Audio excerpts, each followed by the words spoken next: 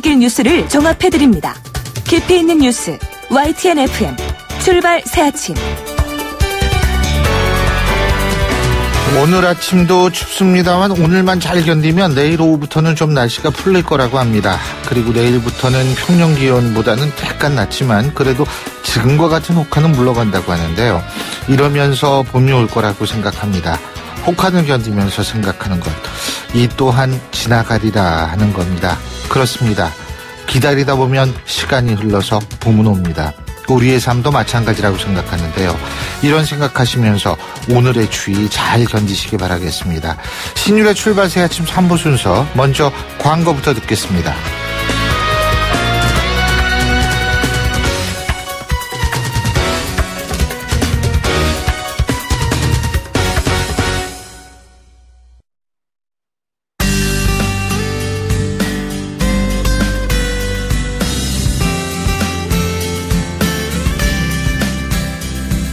안녕하세요. 리포터 박화영입니다. 이번 주 금요일 평창 동계올림픽이 대단원의 막을 올리는데요.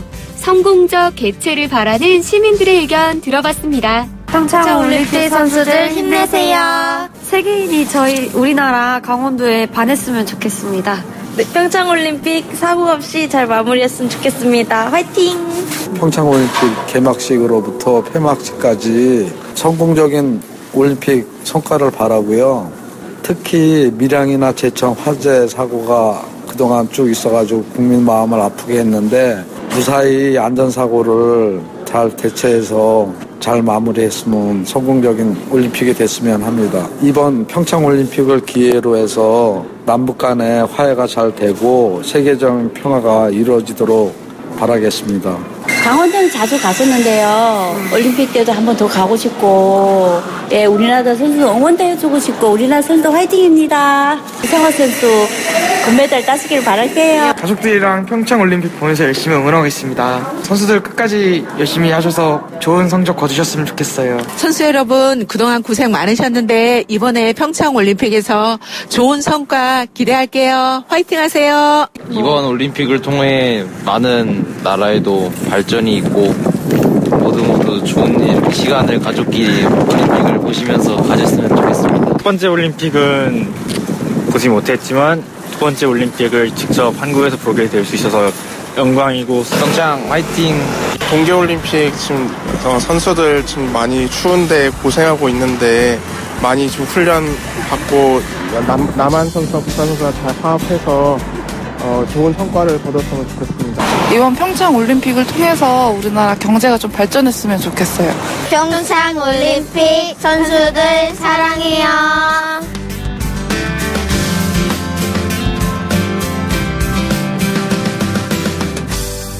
평창올림픽 개막이 정말 코앞으로 다가왔습니다. 방금 시민들 인터뷰에서 들으신 것처럼 많은 분들이 설레는 마음으로 올림픽을 기다리고 또 기대하고 계실 것 같은데요. 이번 올림픽은 우리나라에서 개최되는 최초의 동계올림픽이자 세 번째의 도전 끝에 개최지로 선정된 우리 국민 모두에게 아주 뜻깊은 올림픽입니다. 그리고요, 혹시 여러분 이번 평창올림픽의 슬로건이 뭔지 아십니까? 언제 어디서나 모든 세대가 참여할 수 있고 동계 스포츠의 지속적인 확산에 새 지평을 열겠다는 뜻을 담은 하나된 열정이라고 합니다. 우리 모두 하나된 열정이라는 평창올림픽 슬로건처럼 누구보다 긴장하고 있을 우리 대한민국 선수들을 향해서 온 마음을 다해서 이 응원 한마디씩 해보면 어떨까요? 그리고 그동안 피땀 흘린 대한민국 선수 여러분, 결과를 떠나서 그동안 정말 고생 많았다는 말 해드리고 싶고요. 다치지 말고 후회 없는 경기가 펼쳐지기를, 그래서 경기장마다 환한 웃음이 터져나오기를 바라봅니다. 대한민국 국가대표단 여러분 모두 화이팅입니다.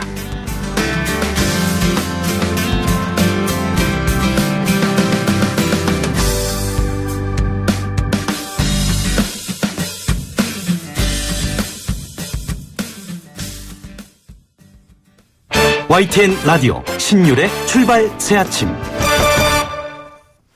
일자리 안정자금, 올해 최저임금 인상으로 어려움을 겪고 있는 소상공인의 부담을 덜어주기 위해서 도입된 제도죠. 그동안 소상공인들이 신청하고 싶어도 지원이 까다롭고 현실에 맞지 않다는 지적이 줄곧 제기됐었고요. 또 실제 신청률이 지금 3.4%에 머물면서 저조한 성적을 보이니까 정부는 지원을 확대하는 수정안을 발표했습니다. 이번 수정안, 그러면 소상공인의 현실이 제대로 반영이 돼 있을까요? 관련해서 소상공인연합회 이재학 상근 부회장 연결해서 입장 들어보겠습니다. 이 부회장님 안녕하십니까? 네, 반갑습니다. 이재학입니다. 예. 자, 지금 1월 한 달 동안 일자리 안정자금 신청률이 3%대 수준이라고 하는데. 네, 맞습니다. 예. 그래도 이거 처음에서 0.7%였었잖아요, 네. 처음에는. 네. 예? 그러면 0.7에서 3.4가 됐으니까. 그렇죠. 뭐 한 4배 정도 뛴 건데, 이렇게 저조한 이유가 뭐라고 보십니까? 네, 여기에는 4대 보험, 지원 조건 등 여러 가지 복합 요인이 작용하고 있습니다. 예. 이와 관련해서 저희 소상공인 연합회에서는 이 일자리 안정자금 신청이 잘 되고 있는지, 어떤 게 문제가 있는지 실태 조사를 한 것이 있습니다. 예. 그 실태 조사한 바에 의하면 일자리 안정자금 지급을 신청하겠다. 이런 의견이 54%가 나왔고요. 신청하지 않겠다는 게 46%였습니다. 한 8% 정도가 일자리 안정자금 신청하겠다는 의지를 보였어요. 예. 그리고 만약에 신청한다면 언제 할 거냐 했더니 3월까지가 71%, 6월까지가 91% 신청하겠다고 나왔습니다. 상반기 거의 다 신청하겠다는 의사인 거죠. 그런데 왜 초기에 이렇게 저조하냐 이걸 보니까 저희는 그렇게 봅니다. 소급 적용이 있다고 봅니다. 3월 달에 신청을 해도 1월부터 소급 적용이 되고요. 6월 달에 해도 1월부터 소급 적용이 됩니다. 따라서 사람들이 별로 이렇게 서두를 이유가 없었던 거죠. 그렇지만 위에서 조사한 바대로 보여진다면 조만간 신청들이 늘어날 거로 보여지고요. 예. 어제까지 사실 8.7% 올랐지 않습니까? 예. 그래서 앞으로 상당히 많은 신청들이 이어지지 않을까 이렇게 보입니다. 그렇군요. 그런데 지금 그렇다면은 이게 정부의 수정안이 발표되기 전에 이 여론조사가 있었던 거예요? 신청하겠다 54. 그러면은 그 정부의 수정안 발표 이후에는 더 올랐겠네요? 더 오를 거라고 보여집니다. 더 오를 거라고 보여진다. 근데 제가 좀 여쭤볼게. 아까 부의장님께서 4대 보험의 지원 요건이라든지 이런 것 때문에 그렇다라고 말씀하셨는데 그 요건이 바뀐 것은 아니지 않습니까? 그죠? 그거는 아직 바뀌지 않은 것도 있고 홍보가 덜 된 측면도 또 있습니다. 어떤 측면에 홍보가 덜 됐죠? 3조에 대해서 일자리 안정자금을 풀겠다 했고 그루누리 보험해서 그 고용보험과 의료보험에 대해서는 1조의 자금을 더 풀겠다고 돼 있어요. 근데 이런 부분들이 사실 홍보가 잘 덜 돼 있다고 그런 측면도 좀 있습니다. 그래서 소상공인들은 약 한 67%가 지금 홍보가 덜 되고 있다. 이렇게 보고 있더라고요. 그러니까 홍보가 좀 되면은 될 것이다. 이게 홍보의 문제다. 그렇게 보시는 거군요. 아니, 그러니까 복합적인 문제라고 말씀드렸죠. 상당히 복합적인 문제입니다. 그리고 또 한 가지 제가 궁금한 게요. 일부 보도는 무슨 세금 문제도 있다고 그러더라고요. 세금 문제는 적확하게는 그건 해당이 안 되는 걸로. 해당이 안 돼요. 이 세금이라는 게 지금 일자리 그 안정자금이 1인당 13만 원인가요? 얼마죠? 정확하게? 13만 원까지. 13만 원이죠. 190만 원. 190만 원 이하를. 지금 근데 190만 원은 상향 조정했잖아요. 수정안에서. 우리 210만 원까지. 210만 원까지. 그죠? 그러니까 이 커버할 수 있는 범위는 더 넓어진 건데요. 그죠? 넓어진 겁니다. 맞습니다. 그러면은 13만 원을 이제 지원을 해주는 거. 그래서 이게 아까 말씀하셨지만 신청하겠다가 54%다. 절반이야. 그리고 서두를 필요가 없기 때문에 지금 신청을 안 하는 것이 앞으로 많이 늘 것이다. 그죠? 그렇게 보여집니다. 그런데 이거 제가 아까 그 세금은 13만 원인데 13만 원을 1인당 이제 지원을 해주는 거 아니에요. 그죠? 그러면 이게 12달 우리가 1년으로 계산을 했을 때는요. 약 156만 원을 지원해 주는데 여기에 대해서 세금을 띈다. 이게 사실이 아닌 모양이죠? 그렇지는 않은 걸로 알고 있습니다. 그렇지. 파악을 해보니까 거기에 대해서 세금이 잡히지 않을 수 있도록 되는 걸로. 그거는 세금이 잡히지 않을 수 있도록 된다. 네. 근데 제가 또 한 가지 여쭤보는 게 4대 보험 아까 말씀하셨는데 4대 보험으로 나가는 돈과 지원받는 돈을 한다면 오히려 마이너스 2만 원이다. 뭐 이런 얘기도 있는데 이거는 틀린 얘기인 모양이죠? 아니, 그거는 있더라고요. 그건 있어요. 예. 그런데 예. 고용보험만 가입하면 된다 했는데 예.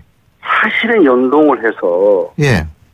그 의료보험, 산재보험, 국민연금까지 다 가입을 해야 되는 겁니다. 예, 네 가지를 다. 네 가지를 다. 예. 그러다 보니까 사람들이 굉장히 부담이 커지는 거죠. 그래서 산출적으로 따져보니까 한 10,000원 정도 손해보는 걸로. 글쎄요. 이렇게 나오는 거예요. 예. 예.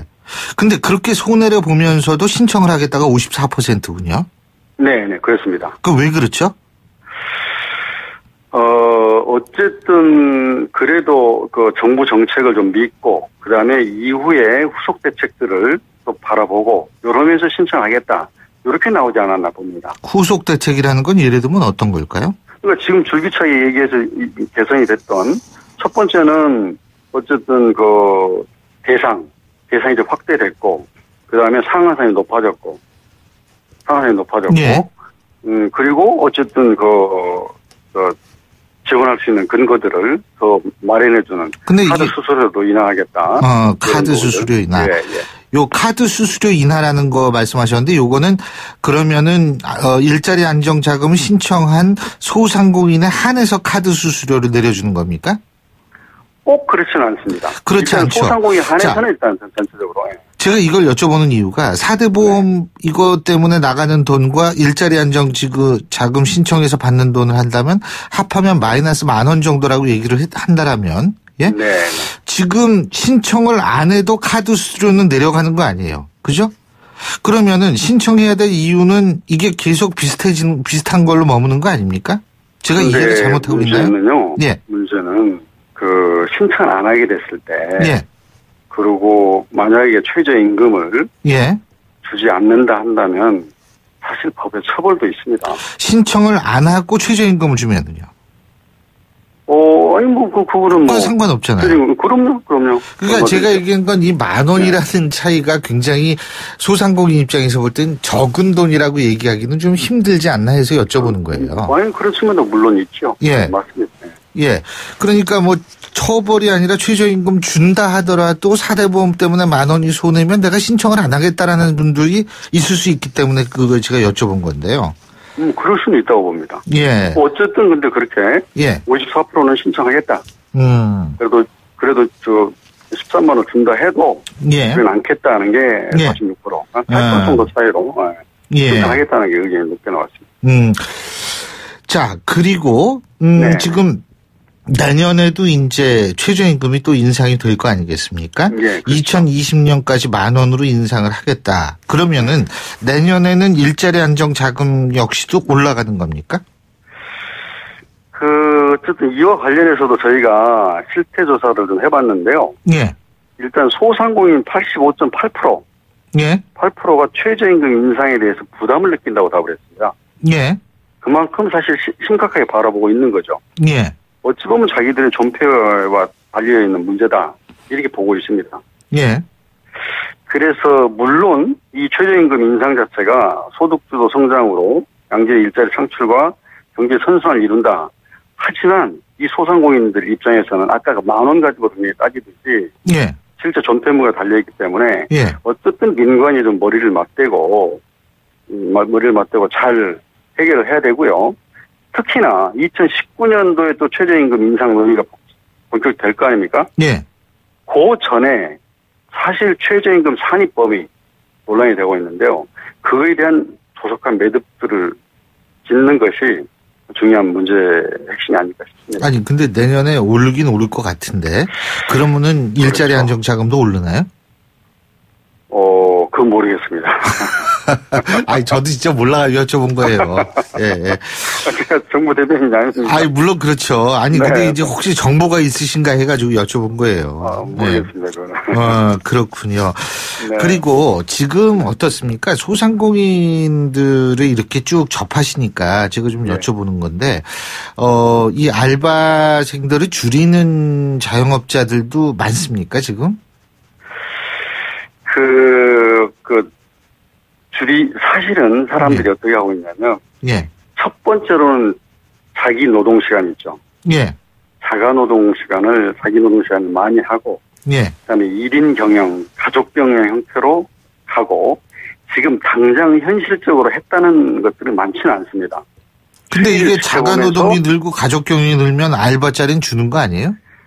지금 현실화 했느냐 물어봤을 때 현실화를 했다 하는 측면들이 그렇게 많지는 않더라고요. 아직까지는 그렇다. 수치 좀 지켜보고 이후에 하겠다. 이제 어쨌든 감원시키고 그리고 어쨌든 고용을 좀 줄이고 이걸 하겠다는 의지들은 있습니다. 근데 아직까지는 현실화는 덜 되고 있는 것 같습니다. 아직까지는 그렇다 이런 거군요. 네. 자, 그리고요. 네. 지금 그러면은 이 알바생들한테는 1월 1일부터는 시간당 이 오른 최저임금 7,500 얼마죠? 30원. 7,530원이죠. 예. 이거 지금 지급은 다 되고 있습니까? 지금 지급하고 있습니다. 거의 다 그러니까 파악을 해보시니까 거의 다 그 돈은 지켜지고 있다. 지켜주고 있습니다. 그거 안 하면 처벌받기 때문에. 그렇죠. 예. 그렇군요. 근데 지금 그래서 이 소상공인의 입장에서 볼 때 아까 카드 수수료라든지 이러한 것들이 좀 보완이 돼야 된다 이런 말씀하셨는데 이런 것들 말고도 또 보완이 됐으면 하는 그런 사안들이 있으십니까?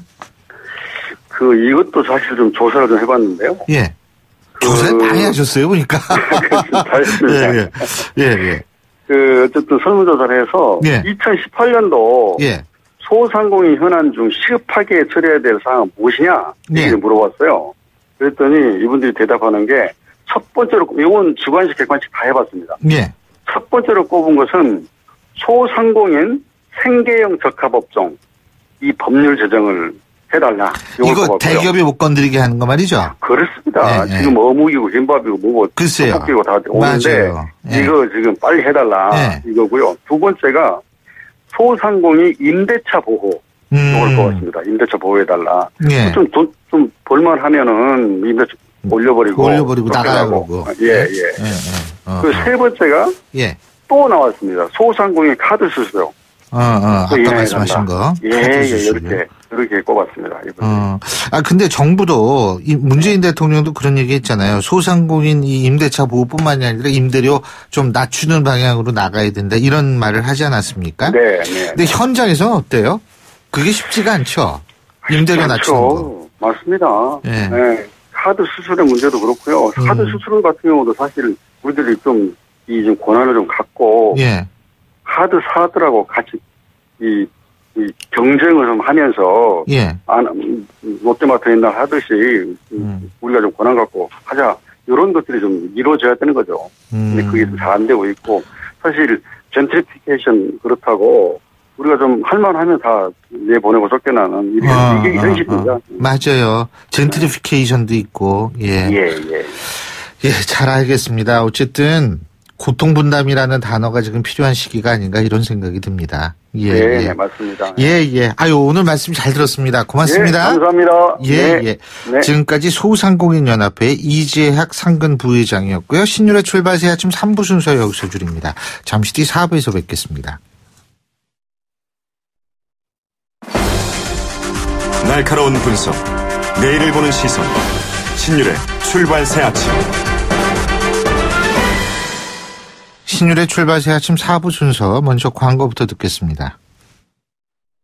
한 주의 딱 중간 수요일 아침입니다. 8시 34분 50초 지나고 있는데요. 자, 오늘 아침 교통 상황 알아볼까요? 김재훈 캐스터.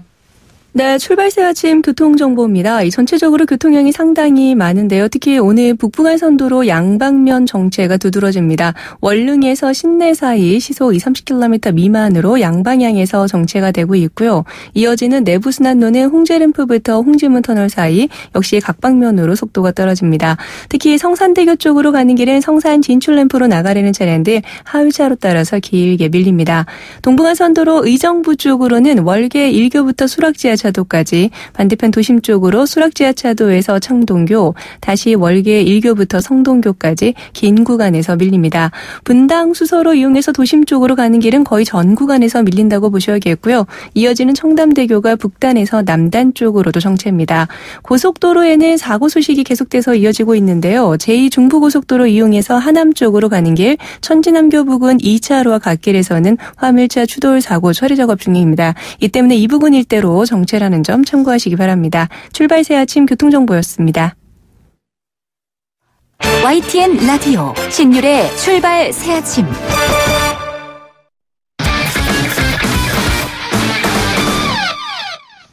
스포츠 소식 알아보겠습니다. 최동훈 스포츠 평론가 전화 연결합니다. 안녕하십니까? 예, 안녕하세요. 예, 어제 북한 삼지연 관현 악단 말이에요. 만경봉을 타고서 강원도 묵호항에 입항을 했는데, 오늘은 저 육로를 통해 가지고 북한 응원단 오죠? 예, 그렇습니다. 이 북한의 이 김일국 체육상하고 이 국가올림픽위원회 관계자, 그리고 응원단, 태권도 시범단, 기자단을 포함해서 280명이 잠시 후입니다. 오전 9시 30분에 이 경의선 육로로 방남하게 됩니다. 예. 이들은 우리 측이 남북 출입사무소에 도착하고 난 뒤에 이제 곧바로 버스를 타고서 강원도로 이동할 예정이고요. 북한 태권도 시범단은 9일에 평창, 10일에 속초, 그리고 10일과 14일에 서울에서 태권도 시범 공연을 가지고 난 뒤에 15일에 이제 북으로 돌아갈 예정입니다. 예. 자, 그리고 이제 개막식이 얼마 안 남았는데, 법슬레이의 원윤종 선수가 개막식 공동입장 기수로 선정이 됐죠? 예, 그렇습니다. 이 봅슬레이 남자 2인승에서 이 금메달에 도전하는 이 남자 원윤종 선수가 이 개막식 남북 공동 입장에서 남측 기수로 선정이 됐습니다. 이 대한체육회가 이 원윤종 선수가 지난 이 대표 선수단 결단식에서 이 기수를 맡았기 때문에 그대로 이 기수로 추천을 했고요. 이 기수 선정할 때도 남과 북이 워낙 예민해서 일종의 패턴이 있는데 이 남자 선수와 여자 선수를 번갈아 가면서 하는 이 패턴이 반복이 되고 있습니다. 이 남녀 북남 또는 남남 북녀 패턴이 반복이 되고 있는데 이번에는 이 남남 북녀이기 때문에 이 원윤종 선수하고 북한의 여자 선수가 공동 기수로 나서게 됐습니다. 자, 그리고 피겨 스케이팅 아이스댄스 종목에 나서는 민유라 알렉산더 갬린 선수가 이 가수 소양의 홀로아리랑을 배경음악으로 사용한다고 하는데, 이 배경음악이 정치적 이슈와 관련이 있을 수도 있다, 이런 얘기가 나오는 건데, 이게 무슨 얘기예요? 이런 우려가 나오고 있는 건데요. 피겨 스케이팅 아이스댄스에 이 민유라 알렉산더 갬린 선수가 출전하는데, 이제 말씀하신 대로 이 가수 소양의 홀로 아리랑을 이 프리스케이팅 배경음악으로 사용을 합니다. 자, 그런데 이 노래 중에 이 독도야 간밤에 잘 잤느냐라는 부분이 있거든요. 근데 이 부분이 이제 문제가 되는 겁니다. 그동안 이 민유라 알렉산더 갬린 선수가 국제 무대에서 아무 이상 없이 이 곡을 잘 사용을 해왔는데 올림픽은 워낙 이 정치적 이슈에 민감하다 보니까 지난 2012년 이 독도 문제, 독도 세리머니로 문제가 됐던 이 박종호 선수 사건도 있었고요. 혹시나도 일본에서 이 독도 관련 가사 부분을 문제 삼을까봐 민유라 알렉산더 갬린 선수가 국제 빙상경기연맹 ISU에 올림픽에서 이 곡을 그대로 써도 되느냐고 이제 문의라는 겁니다. 이 빙상연맹은 ISU가 이제 문제가 없다라고 판단을 해도 이 IOC에 다시 한번 질의할 예정인데요. 만약에 이 부적격 판정이 내려질 경우에 대비해서 민유린 알렉산더 갬린 선수는 해당 부분 가사만 삭제를 한 음악을 따로 준비해놓고 있습니다. 우리 땅 가지고서 이걸 빼냐 마냐 하는 현실이 참 그러네요. 예. 자, 그리고요, 국제 스포츠 중재재판소죠. CAS가 도핑으로 올림픽 출전 금지 징계를 받은 일부 선수들을 구제를 했는데, 이 빅토르한 선수도 CSA에 제소했다고 그러네요. 예. 국제 스포츠 중재재판소, CAS라고도 하고, 카스라고도 하거든요. 근데 이게 맥주랑 비슷해서. 이 카스가 어제 빅토르안을 포함한 러시아 선수 32명이 IOC의 올림픽 출전 금지 결정에 반발해서 재수했다고 밝혔습니다. 앞서서 이 카스가 이 도핑 징계로 올림픽 출전이 금지된 러시아 선수 39명이 제기한 소송에서 28명에게 올림픽 출전 자격이 있다라고 판결했거든요. 근데 이 판결에도 불구하고 IOC가 러시아 선수들의 올림픽 출전을 거부했고요. 이 당장 모레가 평창 올림픽 개막인데 이 빅토르 안 선수 올림픽 출전은 좀 사실상 힘들다고 봐야 되겠죠. 예. 자, 그리고 이번 평창 동계올림픽 조직위원장이 자원봉사자에 대한 처우를 개선을 하겠다 이런 얘기를 했는데 사실 이 자원봉사자들이 너무 고생하더라고요. 예, 그렇습니다. 열정페이 논란도 있었고요. 이 자원봉사자들의 열악한 처우가 계속 지금 논란이 되고 있는데, 자, 어제 이범 조직위원장이 이 처우 개선을 다시 한번 약속했습니다.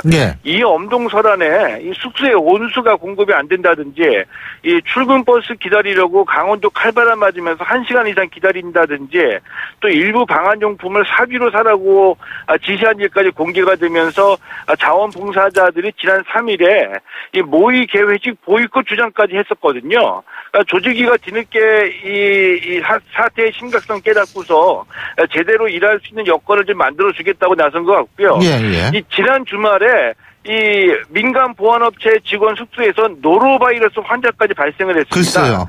예, 이범 조직위원장이 이와 관련해 어제 사과를 했고요. 확산 방지를 위해서 모든 조치 다 하겠다 이렇게 설명까지 했습니다. 그리고 이 평창 동계올림픽 티켓 판매와 관련해서 지난 5일 기준으로 목표 대비 77.3%의 판매율을 보이고 있는데 이전 올림픽과 비교해서 이렇게 떨어지는 수치는 아닙니다. 하지만 좀 고민스러운 게 이 고가의 티켓 판매 또 이 설상 종목처럼 우리나라에서는 비인기 종목인 종목에 이 티켓 판매가 부진하다고 하니까 이 조직위에서 임시 태스크포스 만들어가지고 끝까지 완판에 노력하겠다 이렇게 밝혔습니다. 예, 오늘 말씀 잘 들었습니다. 고맙습니다. 예, 고맙습니다. 예, 지금까지 최동호 스포츠 평론가였습니다.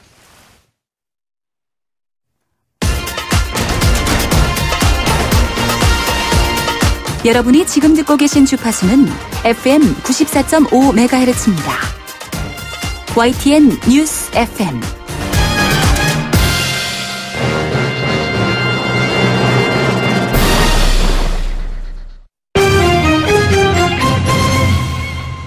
경제 뉴스 알아보겠습니다. 한국경제신문의 정인설 기자 스튜디오에 나와 있습니다. 어서 오십시오. 안녕하세요. 예, 미국발 악재가 세계 증시를 강타하고 있는데요. 오늘 아침 미국 증시는 어떻게 끝났습니까? 어제 난리가 났었어요. 정말 투매하고 블랙 검은 화요일이다 이런 얘기 했었는데요. 오늘은 하얀 내지는 회색 정도가 될 것 같아요. 왜냐하면 미국 증시가 급반등하는 걸로 끝났거든요. 오늘 다우지수가 2.34% 상당히 많이 올랐습니다. 1년 3개월 만에 최대 상승폭이고요.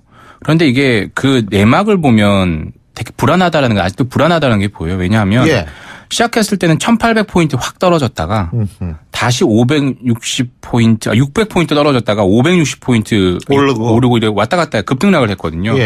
전체적으로 1170포인트 정도의 그런 등락폭을 보인 거죠. 그러니까 한 4%, 5% 정도 왔다 갔다 하면서 지금 아직도 투자자들은 상당히 불안하다.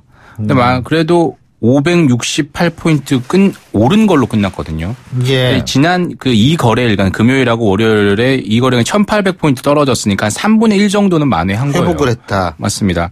이게 이제 어제 같은 경우에는 전 세계적으로 이 미국 투매 현상 때문에 난리였는데 오늘은 다소 좀 이렇게 완화 내지는 다시 반등하지 이틀간 너무 떨어졌으니까. 그렇죠. 하루 정도는 다시 약간의 반등을 한 건데 이게 또 계속 될지는 좀 봐야 되겠죠.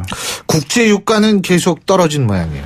이게 미국발 악재로 인해서 이게 미국의 그 최저임금, 미국의 임금 상승에서부터 촉발이 돼서 금리가 예상보다 빨리 더 자주 많이 오르는 것 아니냐. 이런 불안감 때문에 전 세계에 흩어져 있는 달러가 다 미국 본국으로 들어가는 거였잖아요. 그래서 미국 전 세계 증시에서 이제 팔자가 나오면서 달러 값이 상승했죠. 달러가 소중해지니까. 그러니까 달러 대체제가 되는 거죠, 유가가. 그래서 결국에 기름값도 같이 떨어진 거고요. 달러로 살 수 있는 달러가 없어졌으니까. 결국에 이제 수요세가 좀 줄어들었으니까 최근에 국제유가가 70달러 넘는 건 뭐 시간 문제다 이랬었는데 65달러에서 한 3, 4일 동안 지금 63달러. 서부 텍사스산 원유 기준으로 63달러 정도로 오늘 또 떨어졌습니다. 뭐 유럽 북해산 브렌트유도 같은 경우도 한 66달러 선에서 지금 거래되고 있는데요. 예. 이게 결국에 미국의 한 그 임금 인상 요인 이것 때문에 지금 전 세계 금융시장, 상품시장, 유가, 원유시장까지 다 왔다 갔다 하고 있고요. 금값은 보통은 이제 달러값하고 반대될 때도 있고 같이 갈 때도 있고 왔다 갔다 하거든요. 근데 금값은 최근에 올랐다가 다시 오늘은 좀 내림세로 돌아섰습니다. 그렇군요. 자, 그리고 말이에요. 우리 정부가 그 외국인 대주주에 대해서 과세를 강화한다 이랬는데 이 방침을 철회했네요. 그렇습니다. 네? 원래 올 초에 25% 이상 지금 지분 보유한 외국인 투자자들에 대해서 양도소득세를 이제 5% 이상 보유자로 더 강화하는 거죠. 양도세 부과하는 거예요. 상장 주식 원래는 지금 우리 소액주주, 개인 주주들한테는 주식 거래 양도세는 지금 부과하지 않고 있죠. 그 차익, 양도 차익에 대해서는. 그런데 이제 우리나라 같은 경우 대주주에 한해서는 1% 이상인 경우에는 과세를 하고 있는데 이걸 형평성 차원에서 외국인 대주주에 대해서도 5% 이상 정도에 대해 5% 이상 보유자에 대해서는 주식 양도세에 대해서는 부과를 해야 된다. 이렇게 얘기를 했는데 최근에 두 가지 일이 있었습니다. 첫째는 외국인 투자자들의 항의가 너무 거셌다라는 거고 두 번째는 전 세계 펀드들이 벤치마크 지수로 잡는 MSCI, FTS에서 셀코리아가 있을 수 있다라고 했는데 사실 우리 정부는 약간의 자신감이 있었던 것 같아요. 왜냐? 전 세계 증시가 올랐고 우리나라 증시도 계속 올랐잖아요. 그렇죠. 그런데 요 며칠 보니까 상황이 완전히 달라졌다는 거죠. 전 세계 증시가. 예. 이거 10년간의 호황장, 강세장이 끝나고 이제 또다시 약간의 어려운 장세로 가는 것 아니냐라는 게 있으니까 그때 셀코리아가 있었다. 만약에 엑소더스 지금 조짐이 그렇죠. 있다면 네. 이 외국인 과세 조짐 때문에 정부가 기름을 부은 것 아니냐 이런 비판을 받을 수가 있잖아요. 그러니까 이런 염려가 있었던 거죠. 그러니까 외국인 주주에 대한 과세 강화 방침에 대해서 다시 철회 내지는 원래 보류, 잠정 중단으로 돌아선 것으로 보입니다. 아, 그렇군요. 그리고 이중근 부영그룹 회장이 구속됐네요, 결국은. 맞습니다. 오늘 새벽에 영장 실질심사에서 영장이 발부가 됐고요. 그동안 뭐 여러 혐의가 있었죠. 횡령, 조세 포탈 그런 게 있었는데 혐의 중에 하나가 임대주택 분양가 조작에서 폭리를 취했다. 부영그룹이라는 게 임대주택으로 큰 기업이잖아요. 뭐 100위권 받겠다가 지금 재계 순위가 16입니다. 상당히 많이 올라왔죠. 그러니까 민간 임대주택 회사 중에 가장 큰 회사죠. 그러니까 뭐 전국에 뭐 몇십만 가구를 지금 임대주택으로 갖고 있는데 이제 중요한 부분이 이거 같아요. 이게 뭐 건설사들의 대부분 갖고 있는 그 의혹들이 공사비보다 부풀려서 그 돈을 어디다 썼겠냐. 부당이득 챙기거나 비자금 썼거나 이 둘 중에 하나라는 거죠. 이 비자금 조성 의혹도 지금 검찰이 조사하고 있는데요. 이제 이중근 부영그룹 회장이 구속되는 것으로 과연 끝날까. 뭐 비자금 조성 의혹 이 부분에 대해서 또 다른 리스크가 나올 수도 있지 않나 이런 생각이 들고요. 그래서 부영그룹은 계속해서 지금 부동산을 샀었습니다. 계속. 임대주택만 지은 게 아니라 그 돈으로 삼성생명 태평로 사옥 샀었고 삼성화재 을지로 사옥 샀었고 옛 외환은행 본점 건물도 샀었거든요. 예. 이런 부분에 있어서 뭐 또 챙겨볼 어떤 검찰의 수사망이 어디까지 갈지가 좀 주목이 됩니다. 그렇군요. 자, 그리고요. 김현미 국토교통부 장관이 재건축 아파트 연한은 40년으로 늘리겠다고 말한 적이 없다. 지금 이렇게 또 얘기를 했어요. 예, 실제로 말한 적은 없어요. 근데 그때 손으로 얘기를 했나요? 사라고도 가르치지 않았죠. 예. 본인은 3자도 4자도 꺼내지 않았다 이런 얘기를 했는데 그때 그거였죠. 그때는 지난 18일에 이제 주거복지협의체 회의에서 그때 한창 재건축 가격이 오를 때였거든요. 예. 집값과 관련해 뭐 재건축 시장이겠죠. 추가 대책이 있느냐라고 질문하니까 답변서에다가 안정성이나 내구 연한 등의 문제를 종합적으로 검토해볼 필요가 있지 않냐라고 했거든요. 그러니까 그때 이제 그러면 이게 박근혜 정부 때 40년, 30년으로 재건축 연한이 완화됐으니까 다시 40년으로 돌아가는 것 아니냐 이런 기사가 쏟아졌죠. 근데 그 당시에는 국토부에서는 아무런 해명을 이른바 NCND. 아무런 부인도 하지 않고 긍정도 하지 않았어요. 근데 이제 와서 이제 재건축 시장이 막 혼란스러우니까 어제 전 국토교통위 전체회에서는 그런 얘기 한 적 없다. 하지 않은 말이 와전되고 발전됐다. 다 본인도 의아하고 당혹스럽다. 이렇게 얘기를 했거든요. 저는 이번에 이 에피소드, 이번에 상황을 보고 부동산 정치의 시작이다. 이렇게 봅니다. 왜냐하면 정치가 아니라 정치. 왜냐하면 이제 지방선거 있잖아요. 이 지방선거에서 이 정치인들과 정부가 자유로울 수 있겠냐는 거죠. 지금 재건축 시장이 왔다 갔다 하니까 주민들의 항의가 빗발치고 있거든요. 서울시가 재건축 사업 맞아요. 인가를 다시 한번 검토하라고 하니까 그 구청에서 그대로 따라서 했다가 주민들이 항의하니까 또다시 물러섰거든요. 그렇죠. 더군다나 지방선거 진짜 얼마 안 남았어요. 6월인데 만약에 이 부동산 사람들이 가장 민감하고 예민한 게 내 재산이 어떻게 되냐는데 이것에 대해서 감히 정부가 건드려 내지는 혼란스럽게 이게 표심에 상당한 영향을 미칠 것으로 보이고 지방선거의 핵심 이슈가 되지 않을까 생각이 듭니다. 자, 그리고요. 초등학교 1학년 자녀를 둔 부모들의 출근 시간이 오전 10시로 늦춰진다는 소식도 있죠. 이게 참 좋네요. 네, 9 to 6가 아니라 10 to 6. 6예요? 7이 아니고? 모르겠습니다. 그건 이제 회사마다 다를 텐데 일단은 대통령 직속 저출산 고령사회위원회에서 권고한 걸 보면 공공기관 부모들 같은 경우는 이거는 워킹맘이든 워킹데디 같은 아빠든 엄마든 상관없어요. 따로 신청하지 않아도 3월부터 자동적으로 오전 10시에 출근할 수 있다라고 하고요. 공무원은 얼마 전에 출퇴근 시간 조정할 수 있게 제도가 바뀌었어요. 그래서 본인이 신청을 하면 됩니다. 나 10시까지 출근할래요. 라고. 초등학교 1학년 입학 학생에 한해서입니다. 일단은. 이 부분인데 문제는 이제 일반 기업이죠. 일반 기업이 따라 하겠냐는 거죠. 물론 정부는 당근책을 내놨습니다.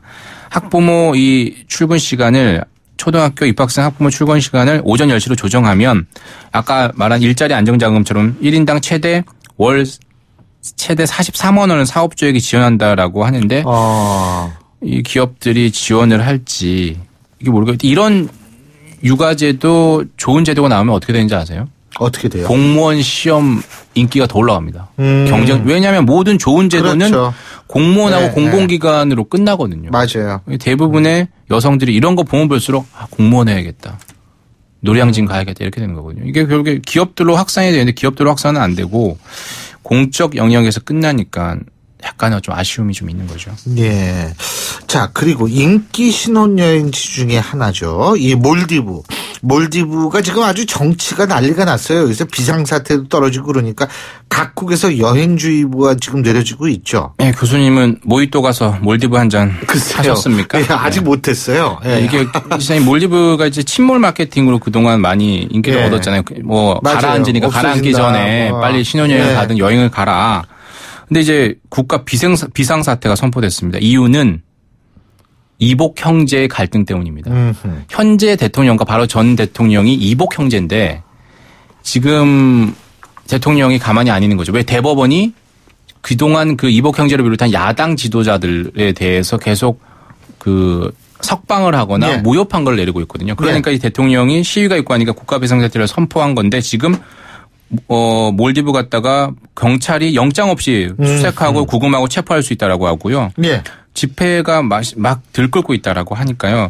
미국 영국은 여행주의보 내렸고 우리나라도 지금 여행객들의 자제를 당부하고 있는 상황입니다.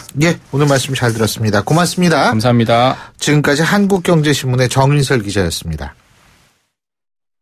연말정산의 승자는 연초에 결정된다. 왜? 롯데카드 연말정산 더 받는 프로젝트 신청은 3월 31일까지니까. 연간 1,000만 원 이상 사용 시 통신, 보험, 해외, 병원, 대중교통 5개 항목 연간 이용 금액에 대해 최대 15만 포인트를 돌려드립니다. 자세한 내용은 롯데카드 홈페이지 참고. 수요일에 보내드린 신율의 출발새 아침 저희가 준비한 순서 오늘 여기까지입니다. 오늘까지만 춥고 내일부터는 좀 풀린다고 하니까요. 내일을 생각하시면서 잘 견디시기 바라겠습니다. 전 내일 아침 7시 15분에 다시 오죠. 신율이었습니다. 고맙습니다.